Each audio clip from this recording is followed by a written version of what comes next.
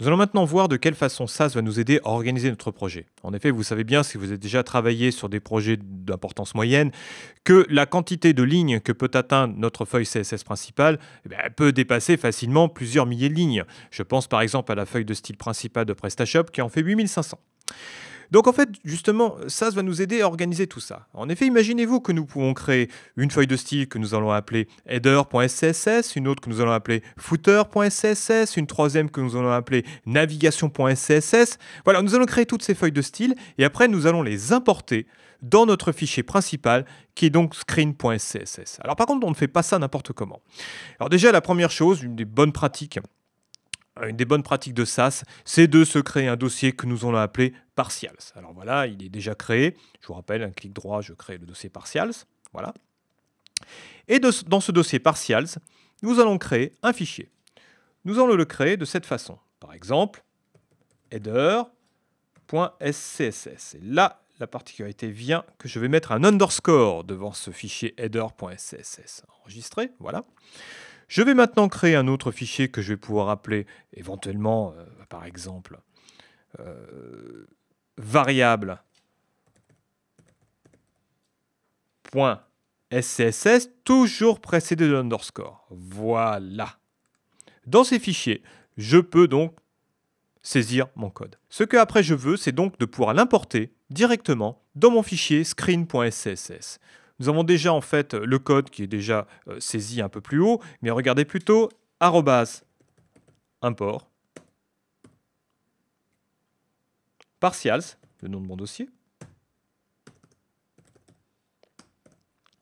Et c'est là qu'on voit une petite différence, notamment par rapport à l'autre préprocesseur qui est less, c'est que je n'ai pas besoin de saisir l'extension. C'est-à-dire qu'en fait, ça, c'est suffisamment intelligent pour savoir que si j'inclus variable, ça sera variable.scss.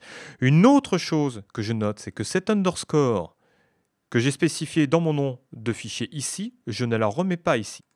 Alors pourquoi donc ai-je mis un underscore lorsque j'ai appelé le fichier variable.scss ici? Eh bien tout simplement, cela va signifier à SAS que lorsque je vais compiler ma feuille de style screen.scss en une feuille de style CSS que pourra lire le navigateur, le fichier sera inclus directement à l'intérieur de la feuille de style. Si par exemple, je crée un fichier comme ici que je vais appeler footer.scss, d'accord, vous voyez, sans l'underscore. Alors à quoi justement va servir cet underscore que j'ai mis devant variable.scss? Eh bien c'est très simple. Lorsque je vais générer la compilation, comme ceci, en appuyant sur enregistrer. Vous pouvez voir qu'en fait, ça va écrire mon fichier CSS, screen.css. Eh bien, tout le contenu de variable.css, SCSS, sera directement inclus à l'intérieur de mon fichier screen.css. En revanche, si j'ai envie de créer un nouveau fichier CSS, d'accord, qui ne sera donc pas inclus à l'intérieur de screen.css, il me suffit de créer, par exemple ici dans partials, un nouveau fichier que je vais enregistrer sous le nom de footer.scss, cette fois-ci sans l'underscore. Lorsque j'enregistre mon fichier, vous pouvez voir que la compilation se fait et va me créer un fichier footer.css dans partials. Donc nous sommes d'accord. La plupart du temps, ce n'est pas ce que vous voudrez. Ce que vous voudrez, c'est qu'en fait, toutes vos partials, tous vos éléments inclus, vos headers, vos footers, vos variables, tous ces fichiers-là seront rendus dans un seul et même fichier CSS.